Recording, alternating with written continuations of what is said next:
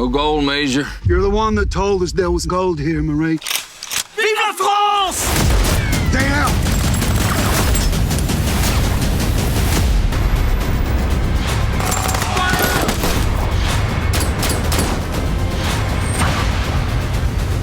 Don't you see? She's using you. We got a deal? No more deals.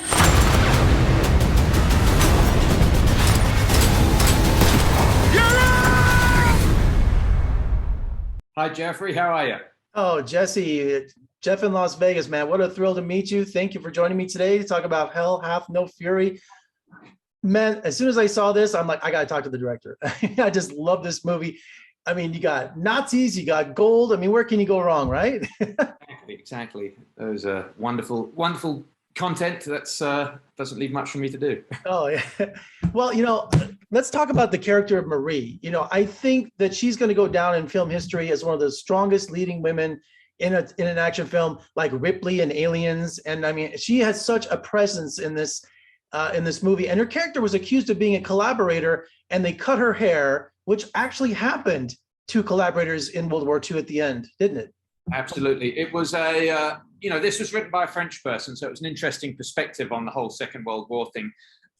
Frankly, that was one of the things that appealed to me most about the script, because we've seen an awful lot of movies that tell the story of the Allied advance through Europe from the US perspective, or from the UK perspective.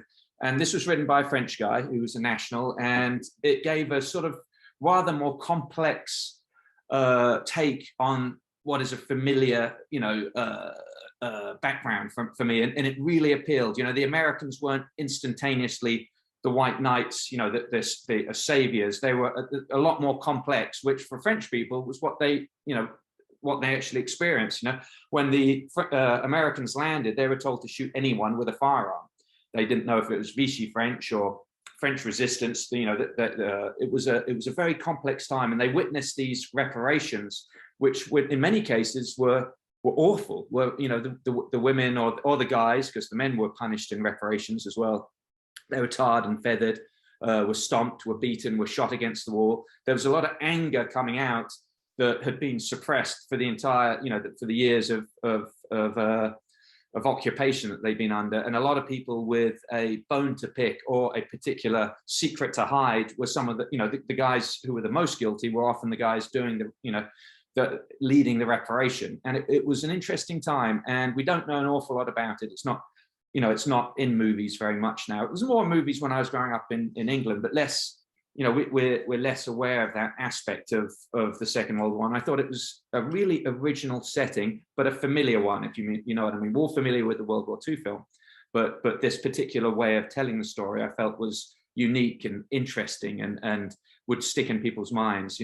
She is a hero. She's an enormous hero. I'm also very aware of that. My grandmother was in the ATS from 41 to 43, and she spent the latter part of her life going up from school to school, giving speeches on her time in the army. And it was an amazing time. Women were asked to step up to the plate.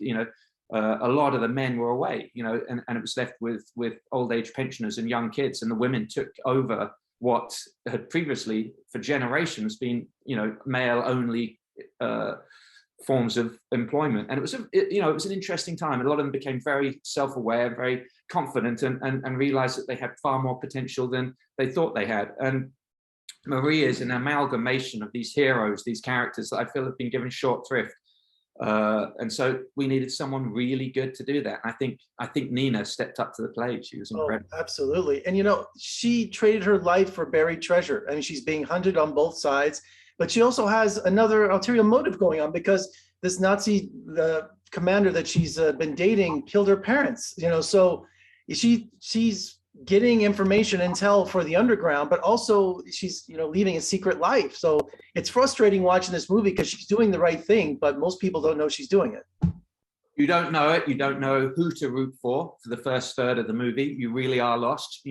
She seems as culpable and as guilty as anyone.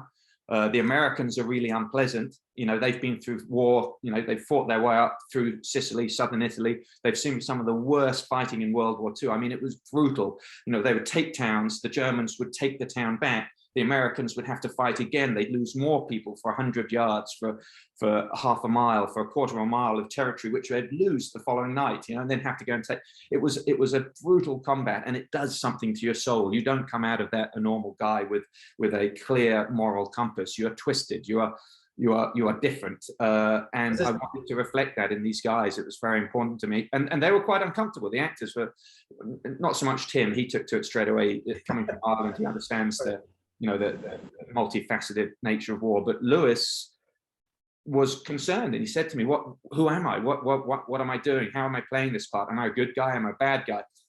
And I explained, he's a guy that's probably started out with the greatest intentions. He probably had a wonderful moral code. He, you know, volunteered for this combat, but because of his experiences, because of what he's seen, because of what he's had to do, how many of his own men he's had to bury, he's become calloused, he's become cynical, and these are and at that point I could, you know, Lewis got very excited, he got interested. This is Louis Mandylor, who plays Major Maitland, the most morally ambiguous sort of character in the story. He's a grave robber too, though. I mean, here in the end, he's literally digging up graves, but he's also given Marie more than enough chances, because I think any other person who was that desperate would have killed her long ago in the movie, you know, but every time he's digging up another grave and she keeps leading them on, oh, I can't remember where the gold is, you know, after 3 or 4 times, you're like, that tension builds. It's like, is this when she's going to get a bullet in her head, as if they had enough? And now, you know, the Nazi army's retreating and they're getting closer. All this tension is building for her to tell the truth, but she keeps testing the soldiers, you know, which I don't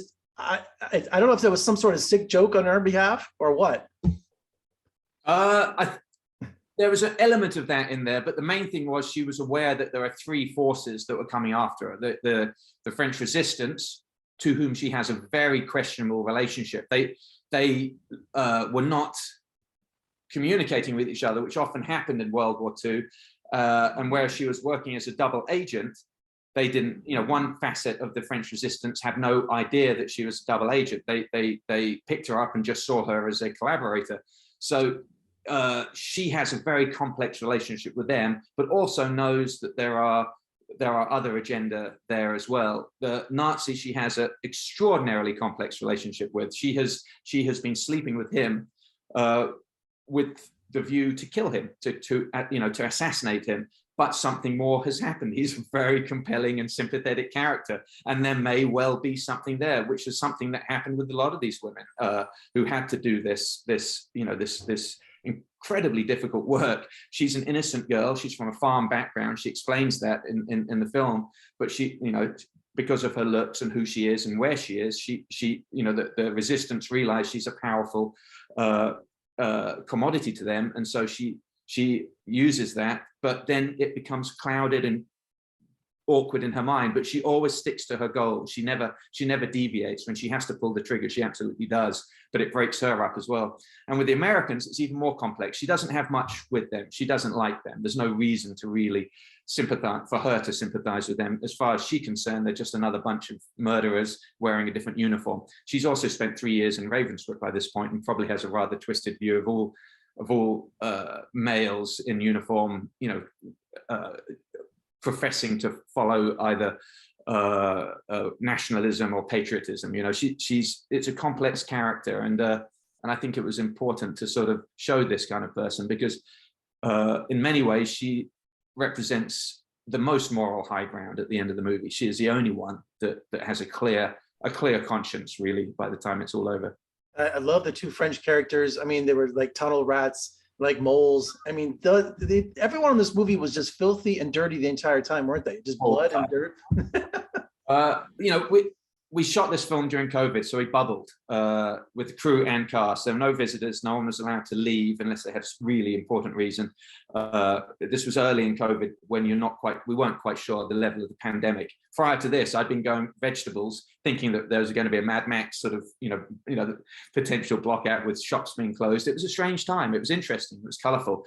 By this time, we'd sort of realized there was going to be a normalcy. How long it would take to come back was another matter. And so we bubbled for the movie, which meant the cast slept at this very, very remote location with the crew, you know, with a lot of separate houses and buildings and things there.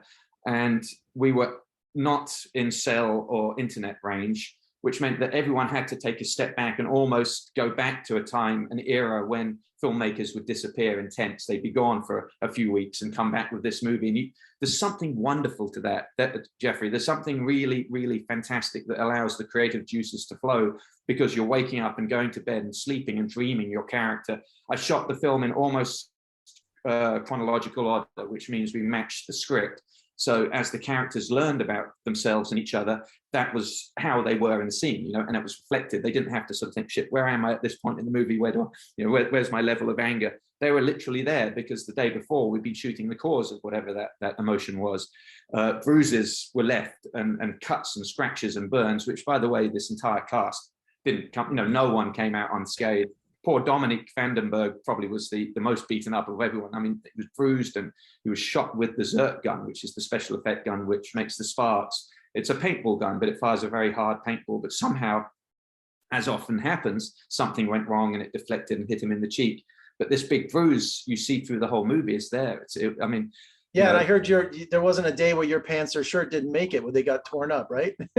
I'm in the action. I like to be very close to the actors, talking and hearing what they're seeing and seeing it from their perspective, wanting to know where I can put the camera. I'm very, very, very involved in all. And yeah, I think I don't have any clothing left from that shoot. Everything was ripped or spattered with blood or torn. There was, you know, I looked like an absolute homeless person by the end of the shoot. Where we were shooting was very inhospitable. We'd get, you know, bears and pumas and you know, mountain lions and skunks and rattlesnakes. It was, and we were in, you know, this incredible heat wave that was on at the time, which was amazing. There's one moment in the film where you can see a little bit of what we went through. We had the California wildfires were burning, I think about 3 or 4 miles away, and it put a big cloud of very dense smoke up that went in front of the sun.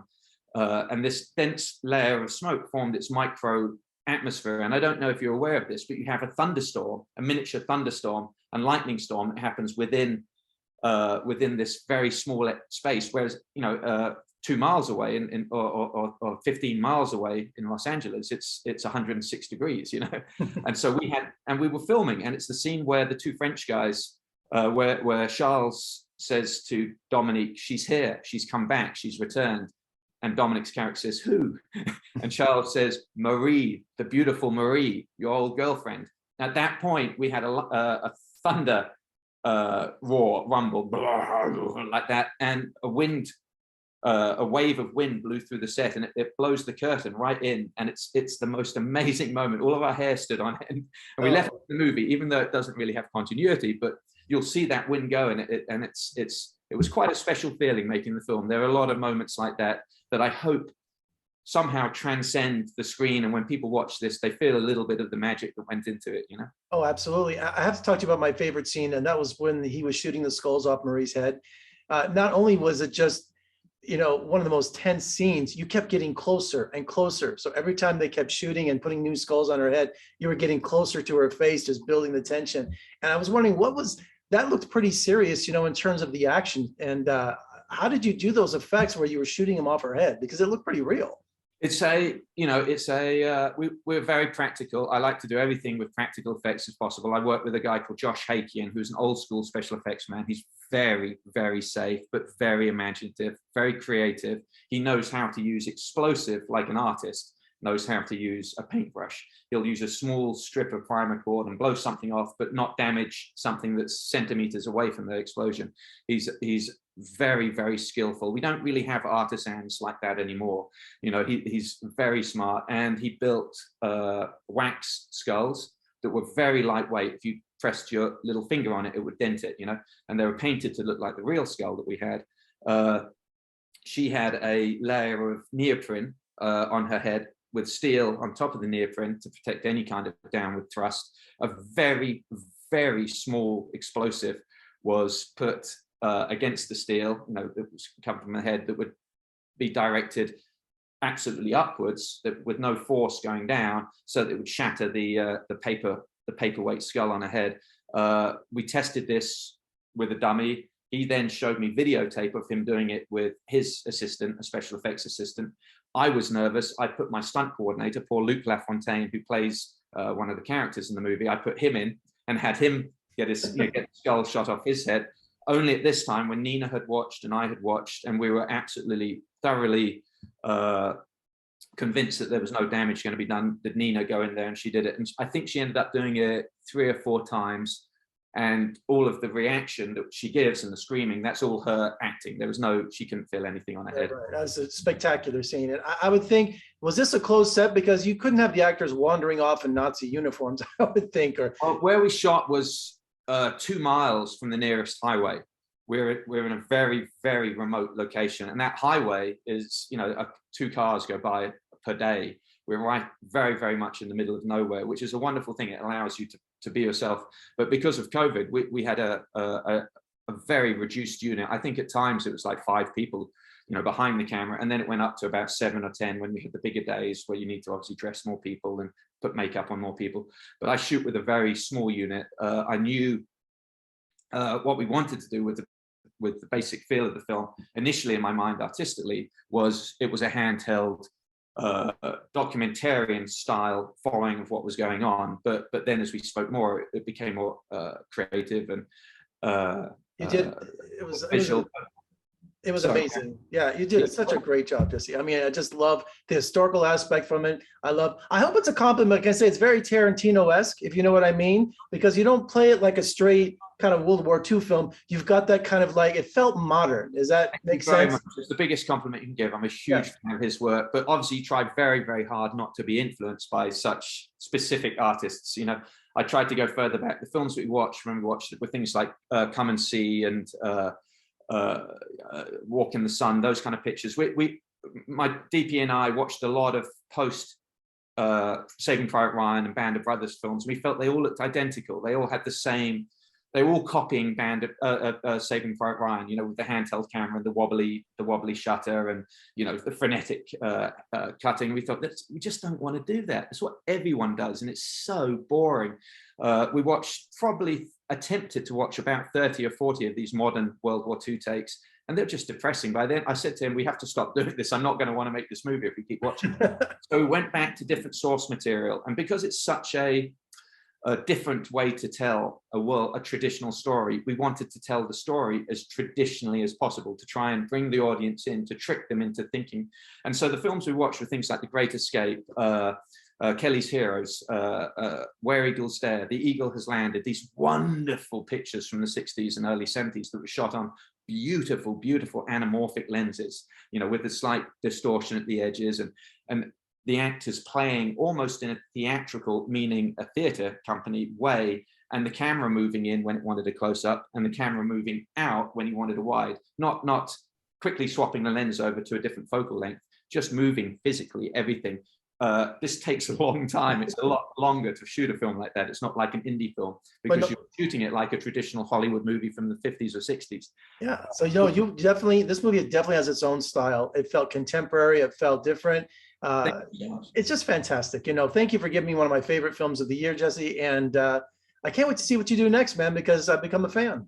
Thank you very much, Jeffrey. If you ever find yourself in Los Angeles and I'm shooting, please reach out. I would love you to come and do a set visit and take a look at how the process works. It is exciting to make. It would be my honor. Thank you so much, sir. And good luck with the film. I hope everyone enjoys it. Take care, Jeffrey. Thank you for your time.